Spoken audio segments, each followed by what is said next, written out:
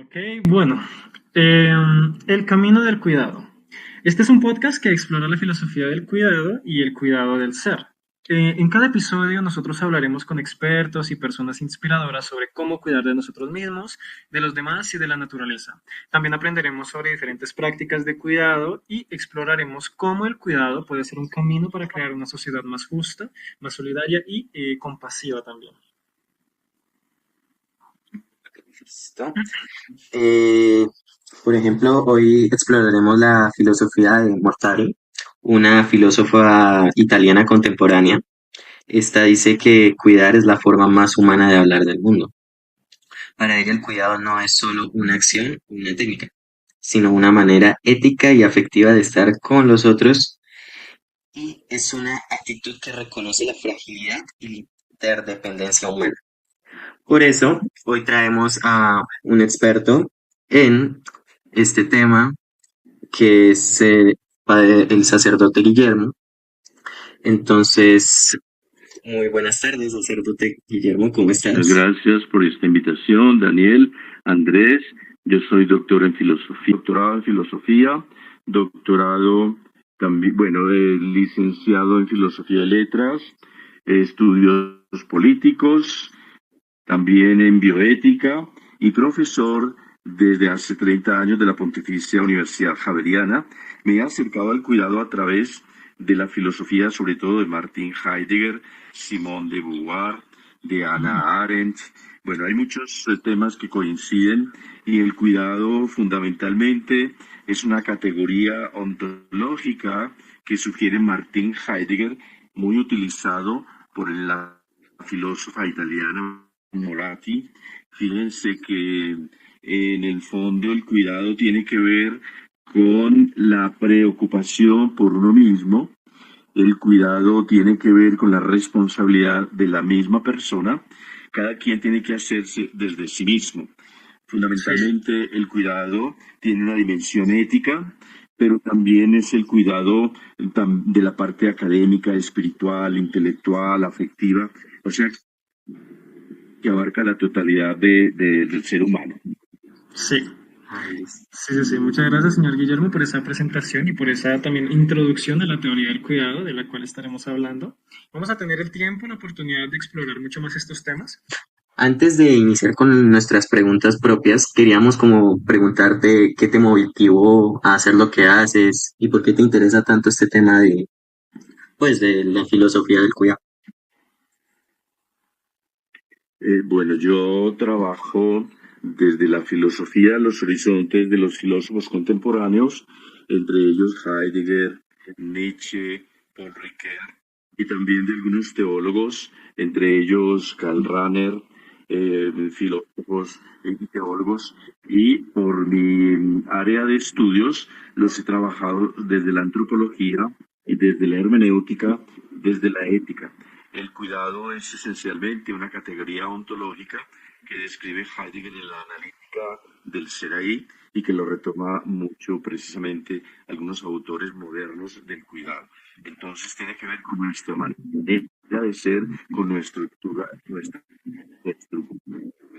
de ser, que abarca la totalidad de nuestra comprensión e incluso áreas del conocimiento, de la espiritualidad, de la política y por supuesto de la ética. Entonces, en el fondo hay un sinónimo entre ser y cuidar, ¿sí? En el fondo del ser es cuidado y cuidado de hacer el mundo y de construir el mundo que somos.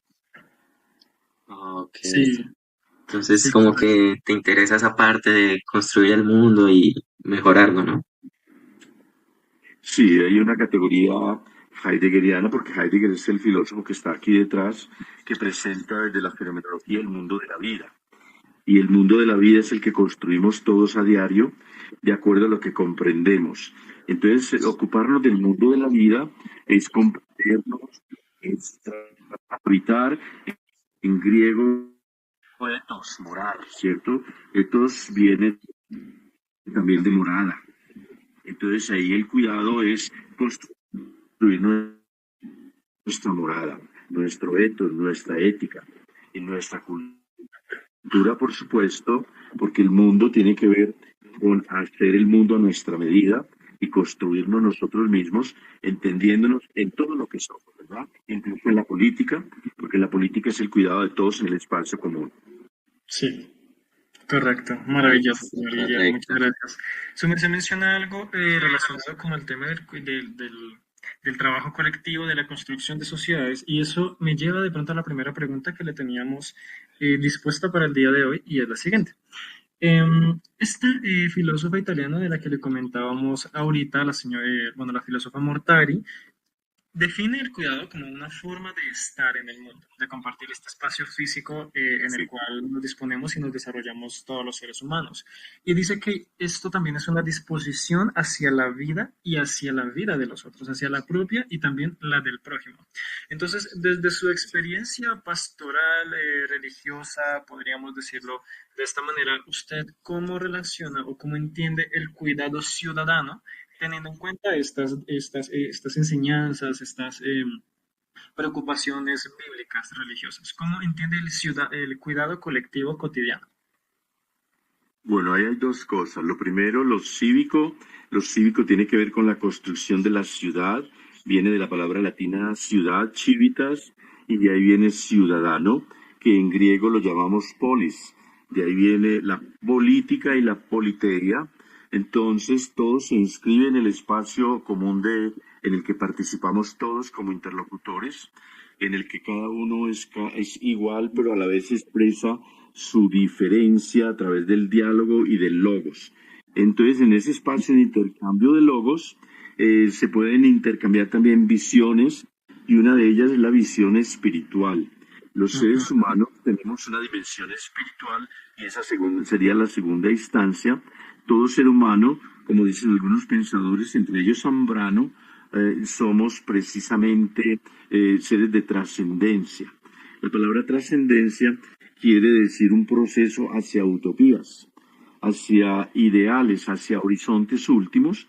Entonces la religión se encamina hacia una utopía inmanente en la medida en que tiene que ser realizable, pero trascendente en la medida en que toca el misterio. Entonces ya tocamos la parte de las religiones que se ocupan del ser superior, el ser infinito, pero que tienen que hacer un recorrido inmanente.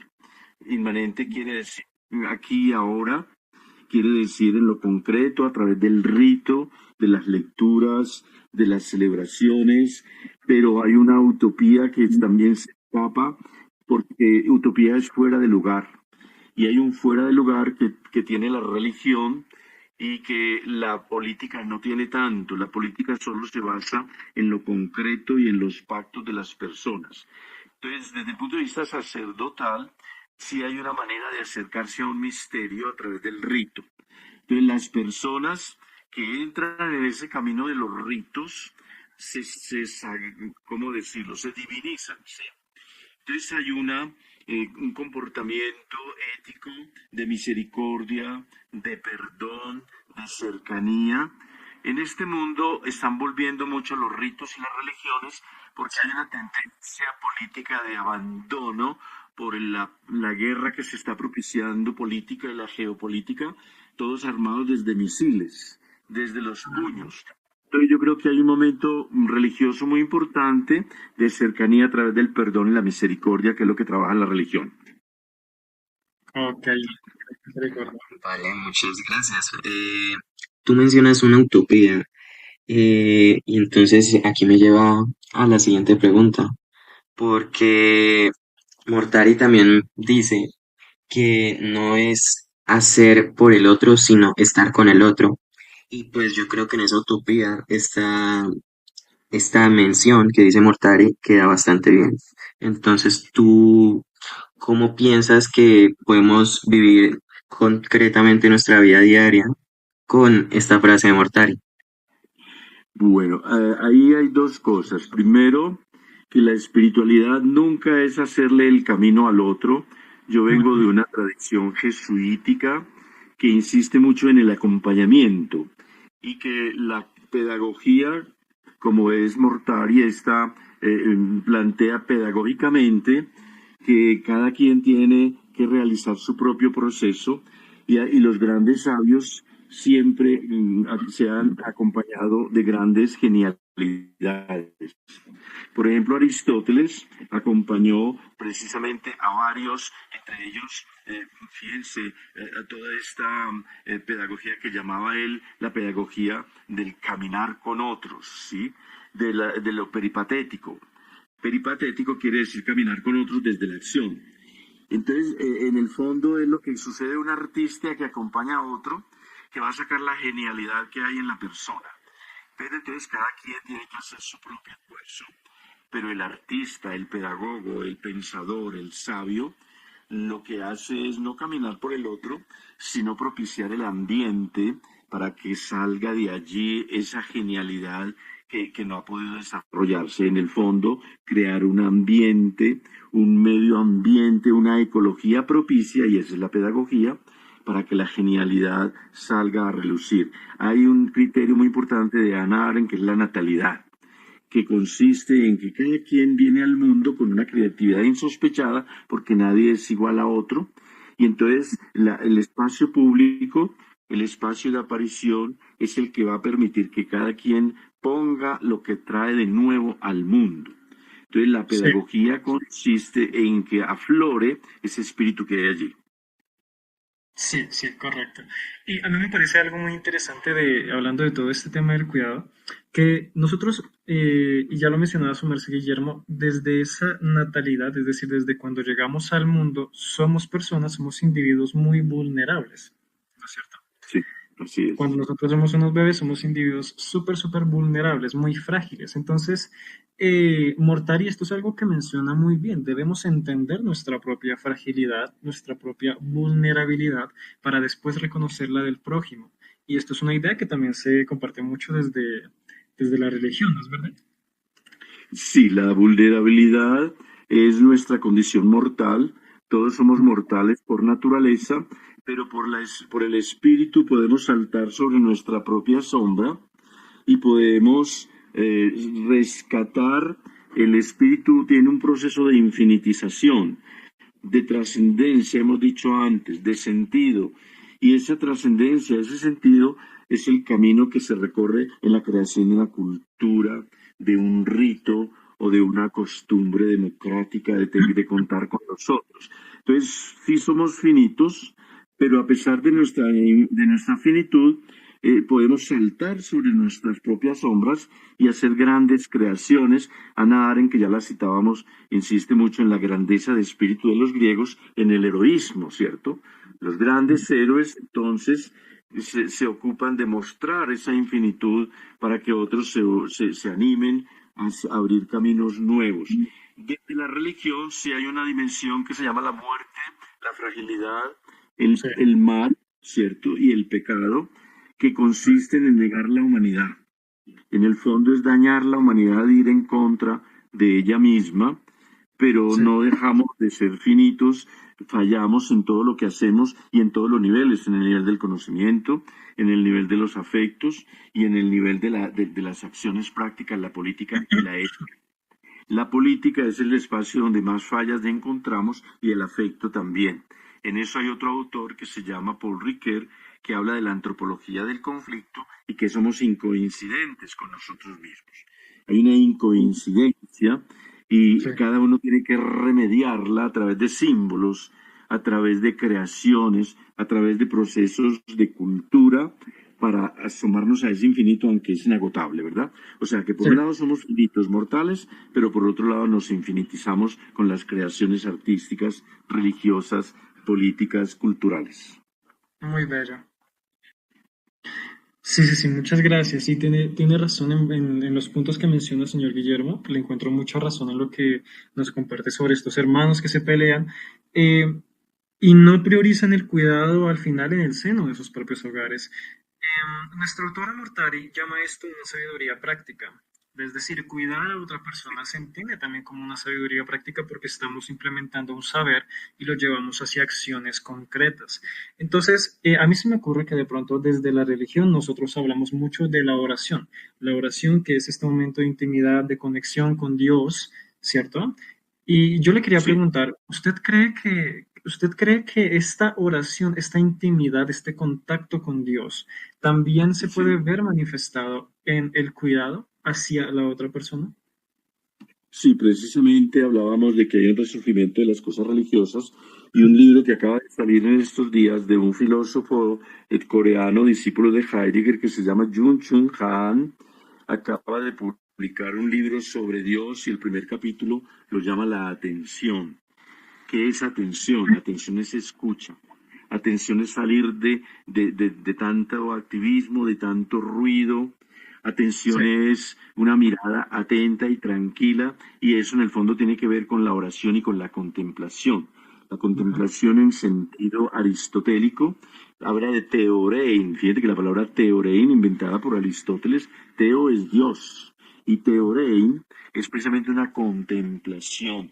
Pero en fenomenología, como es la filosofía contemporánea, es que uno va mirando y mirando y de esa mirada va sacando lo que los fenómenos lo llaman como una especie de salto comprensivo. De analizar tanto la realidad, uno descubre de dónde vienen las cosas y hacia dónde van. El que cree entonces viene que salimos de Dios y vamos hacia Dios y esa lo llamamos oración contemplativa, que según este autor que les cito, que tiene este texto sobre Dios, que es uno de los bestsellers últimos, la gente está Sí. consiguiendo mucho esos textos, se llama Chul Han, discípulo coreano, es autor también de otros textos, por ejemplo, La Sociedad del Cansancio, Sí. El Ocaso del Eros. Si ustedes colocan Jun con B, Jun Chul, con una sola L, Chul, Han, Ujú. este es el filósofo que está tratando estos temas, pero lo está haciendo de una manera como muy comprensible, pero en síntesis, su pregunta sobre la oración es escuchar al otro, es guardar el silencio para poder comprender y salir de tanto ruido. Oración es acoger al otro. Y en el Ujú. fondo esa es la filosofía también de Levinas. Levinas tiene unas propuestas maravillosas que dice que la mirada del otro me interpela y en la mirada del otro me dice no me mates. ¿Ves? Todo lo contrario a Génesis 8 y todo lo contrario de lo que está haciendo el mundo de hoy. Está matando a los demás para imponer su criterio. Por eso me parece muy importante que ustedes están haciendo estas cosas, incluso con disciplinas, me decían ustedes que estudian en electrónica y ingeniería electrónica y cosas sociales. Fíjense que sin la religión es muy difícil captar de que el otro es un hermano mío y para pasar a más teología, Dios es Trinidad, Padre, Madre, Hijo, hijas y Espíritu. O sea que Dios es comunidad y nos llama a acoger al otro. Por eso, para llegar a Dios hay que pasar por el otro. O sea que Dios no es una experiencia abstracta. Pero entonces hay muchos que creen en Dios sin que tengan que ir a templos, ni pasen por lo religioso ni por los ritos, porque Sí. están haciendo lo plenamente humano, creer en el otro, acogerlo y también misericordiarlo. Esa era una expresión que tenía el Papa Francisco, Sí. misericordiar. Y con los descartados. Francisco en eso fue muy lejos, porque se ocupaba de los descartados, de los excluidos. Y en el fondo Ana Arendt me gusta mucho porque también plantea de ser paria inconsciente a ser paria consciente, a hacer precisamente política, a defender, a argumentar con palabras y no con balas. Y esa es la importancia de la política que la menciona también esta filósofa que ustedes mencionaron ahora, Moratti, ¿cierto? Bien. Mortari. Eh, Mortari, excelente. En ese libro sobre el cuidado del otro, que ha sido publicado creo que en el 2015, sí. Ujú. Excelente texto, porque te coge la filosofía clásica y te la vierte en los filósofos contemporáneos, ¿cierto? Y ese punto de la finitud. Pero en síntesis, la religión sí le pone misericordia al asunto. Y misericordia es que el corazón te permita situarte en los zapatos del otro. El punto es que estamos en un mundo tan egoísta que cada uno se mete en su propia burbuja y en su propia pantalla y del otro poco cuenta. Por eso están disminuyendo la vida. Los jóvenes solo quieren dedicarse muchas veces a disfrutar y a disfrutar y a disfrutar Sí. y tener animales que también. y nada de hijos. Muchos no quieren tener hijos, por un lado también porque la situación está muy crítica, ¿verdad? Sí, Y todo es muy costoso, pero también es muy egoísta, porque no traer hijos porque valen mucho, pues eso me parece un supremo acto de egoísmo. sí, hay muchas crisis. Hay bastantes crisis en el Sí. mundo de hoy, como su merced lo menciona. Y yo le quería hacer una pregunta respecto a estas crisis. Disculpa, Andrés, yo creo que vamos para la siguiente parte. ¿Te parece? Si quieres hacer la pregunta tú, la pregunta número 3, Andrés. Sí, pues tú hablaste mucho del sufrimiento. Pues Mortari nos dice que este sufrimiento señala que el cuidado debe ser más profundo, ¿sí? Entonces, pues aquí yo te hago la pregunta, ¿cómo se vive el cuidado cuando pareciera que no estamos avanzando, como lo que está pasando con Israel y Gaza que tú mencionaste, como que parece que seguimos en los mismos y mismos problemas y pareciera que no estamos avanzando? ¿Cómo crees que alguien podría manejar esa falta de respuestas y que no hay soluciones en momentos críticos? Mira, el problema del sufrimiento es muy hondo porque el cristianismo pone a Dios mismo en el rostro del que está sufriendo. Entonces hay una identidad de lo divino con lo humano, o sea que no es X o Y persona con nombre y apellido el que está allí, sino es Dios mismo, y eso también es Levinas, como lo acabamos de mencionar, que el pensamiento primero, dice Levinas, es la ética, porque el otro te mira y te dice, no me mates. Entonces el creyente, por lo menos en la lógica del cristianismo, lo ve como un hermano, como un hijo de Dios, de la misma familia. Entonces no lo ve como una persona con X o Y apellido, sino como un hermano que nos ha regalado la divinidad. Mejor dicho, sufrir es ponerse en el lugar del otro, pero también esto va mucho más profundo. No se trata simplemente de una acción bondadosa, sino de descubrir que a veces el otro está tan mal que no pueda resarcirse por sí mismo y hay que apoyarlo, y es lo que hacen personajes como la Madre Teresa de Calcuta, que ella fue a visitar a la India y vio tantos moribundos. Recuerden que los moribundos van al río del Ganges porque el río Ganges es el espacio de salvación. Y ella Sí, vio que a unos no alcanzaban a llegar y que quedaban ahí llenos de gusanos, y ella los limpiaba, los sanaba y decía que por lo menos sienta que alguien se acerca a él con misericordia y sienta por lo menos 20 minutos de misericordia. Pero en el fondo es el rostro de lo divino, de Dios. O sea que Dios, en los capítulos 25 de San Mateo, se identifica con los pobres, con los sencillos. Tuve hambre y me diste de comer, tuve sed y me diste de beber, estuve desnudo y me vestiste, estuve en la cárcel y fuiste a verme. O sea, es Dios mismo que se pone en el rostro del pobre. Eso es bien importante porque eso no lo encuentra. Eso es lo que le fascinó a Gandhi. Gandhi, el de la paz, ¿verdad?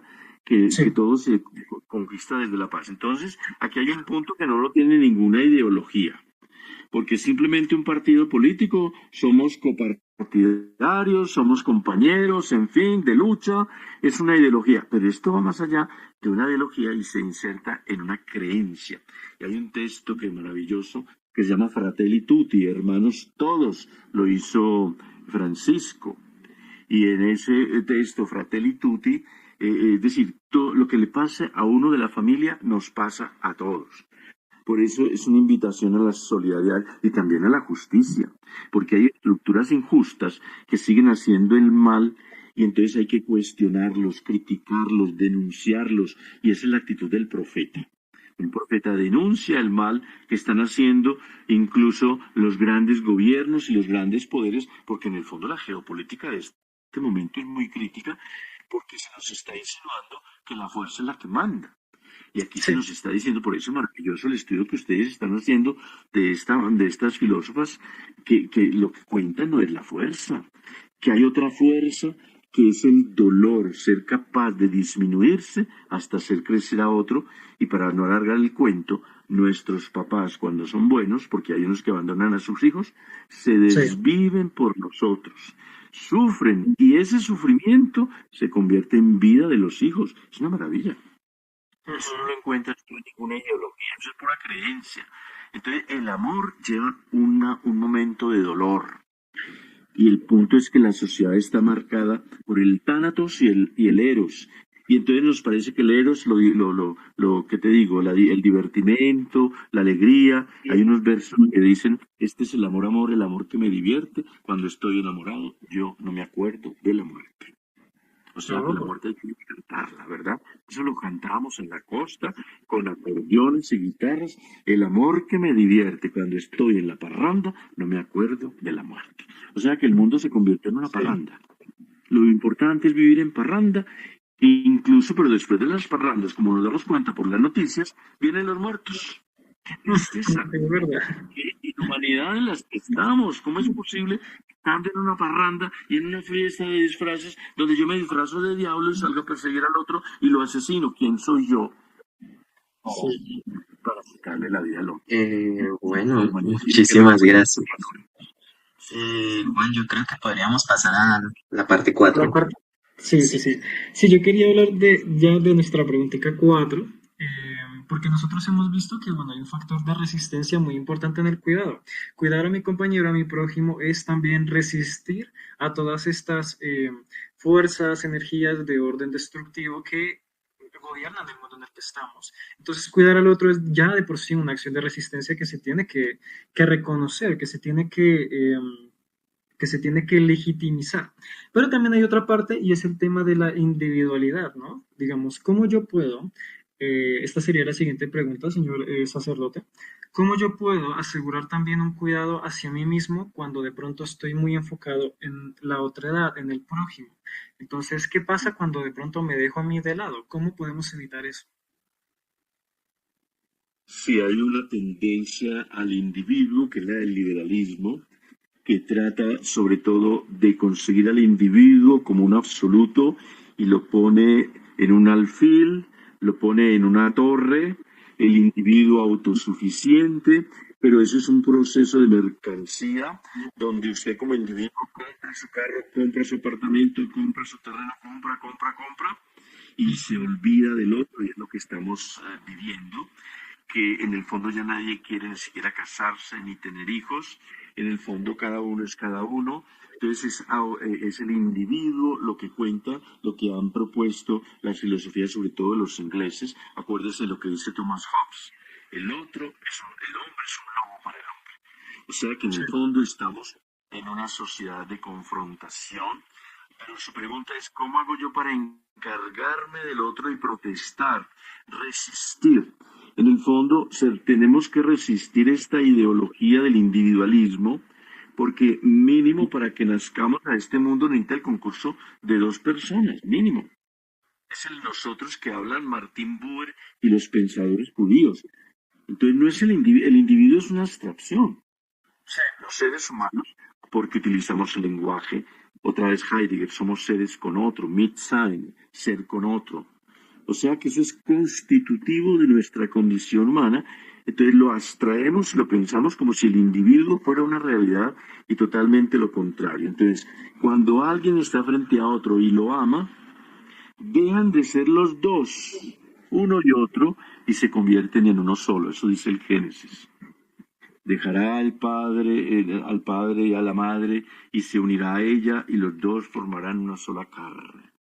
Cuando alguien forma una unidad, si alguien sufre, es capaz de acoger al otro porque experimenta en sí mismo siendo otro, que es uno mismo. Hay una comunión mística.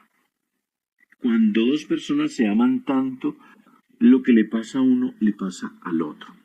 Entonces se conocen matrimonios maravillosos, que el uno tiene algún percance de salud, queda baldado y su pareja continúa animándolo, apoyándolo, rescatándolo. En cambio hay también posibilidades que la otra se le da cáncer y la abandona, ¿ves? O sea que la estaba utilizando. Los seres humanos somos para una convivencia muy honda, muy profunda, y somos capaces en ese amor de dar la vida por los que amamos. Cuando un niño llora por la noche porque se enferma y hay que llevarlo al hospital, el papá puede estar en el quinto sueño y levantarse y ponerse, ir rápido a la clínica y trasnocharse, porque siente, eso se llama misericordia. La misericordia entonces es un sentimiento visceral por el otro, y eso es posible, pero pareciera raro en esta sociedad de individuos donde aparentemente pensamos que somos como las burbujas de jabón, cada una por su cuenta, ¿verdad?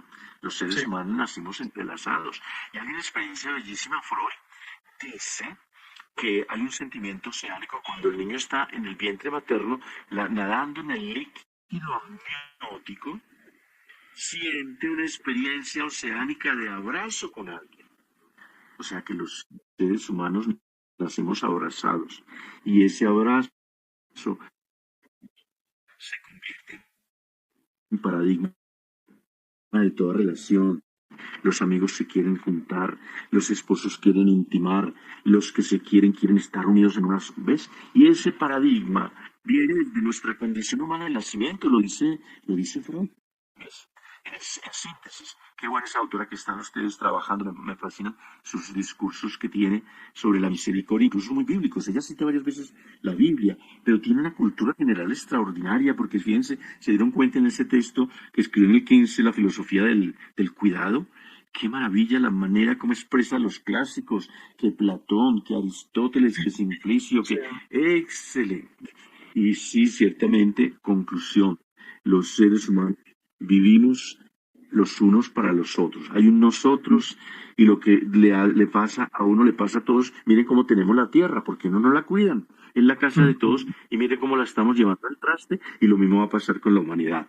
La estamos destruyendo y Sí, es estamos verdad. haciendo todo el mal por falta de cuidado. Por falta del cuidado. Muy bellas respuestas, Guillermo. Gracias por compartirnos sus reflexiones. Una persona muy ilustrada, bastante llena de conocimiento y bueno, este espacio que nos sirve un poco como para compartir esos conocimientos que su merced posee. Muchas gracias de nuevo.